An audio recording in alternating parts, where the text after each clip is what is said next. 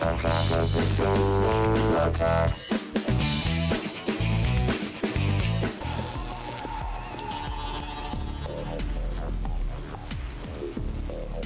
Listen, we know. I know. We get it. We hear it 1,000 times. Shut up. You want faster, smaller computers. Fine. Shut up. We got one for you. Shut it. Yeah.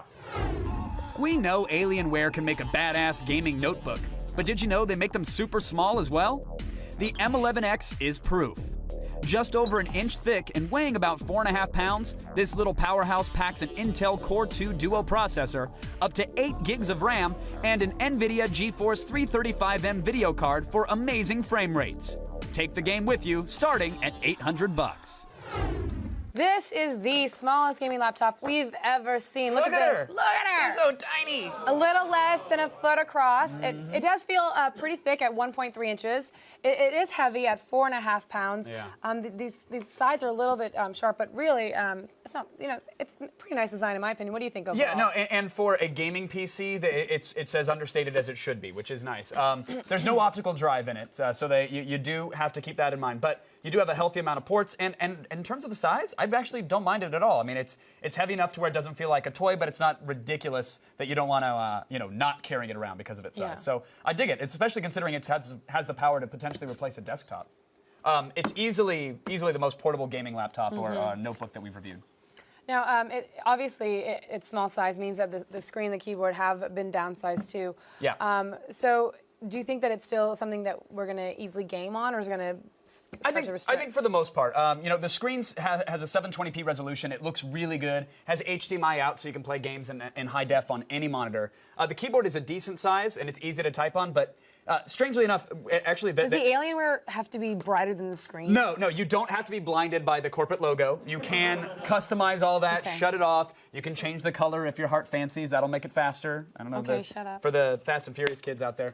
The one part of the laptop that heats up the most is the spot underneath your wrist, right beneath the WAS and D keys. I thought that was a little odd. And the keyboard is a little too slick for my taste. I feel like the keys... I want to be more beveled. Yeah, it needs more beveled, a little more tactile. But overall, you can still game on it with no problem. You'll be fine. USB ports in the front for when you snap a mouse onto it. The cherry on top, again, you can customize every single light on the keyboard, huh?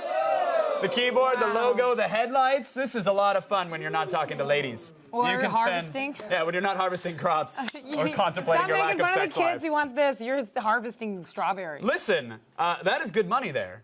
Okay. So let's get back to the Alienware. That's the biggest worry is, man, how many hours of sleep am I going to have? Do I have 5 hours? Because then I can plant pumpkins. Okay.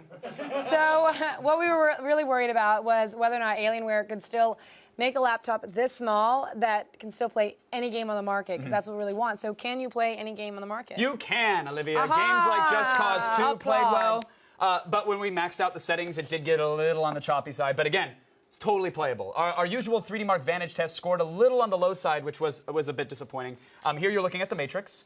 But once, there we go. That rocket boat should be moving a little faster than 2 frames a second. But other than that, games themselves ran pretty well.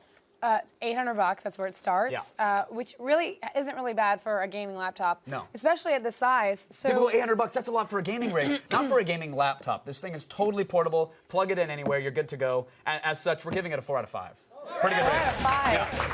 Decent performance, good design. Were you struggling between giving it a 3.5 or a 4.5? I wanted to, but I really feel like the ability to customize the lights tips the scales. I'm giving it a solid 4. Okay, I might have given it a 4.5. Some people might do that. I'm giving it a 4 out of 5 is what I'm giving it. I sometimes I like Well, to let's put agree that to extra disagree.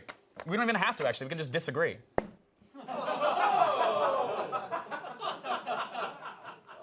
That's it for today's Gadget Prawn. Remember, for even more of the latest news on computers and tech and games and all that stuff, check out g4tv.com/thefeed. You love it, don't you? Right. It's big, it's beautiful, and you're gonna love it. Attack of the Show's Epic April. Weeknights at 7, only on G4.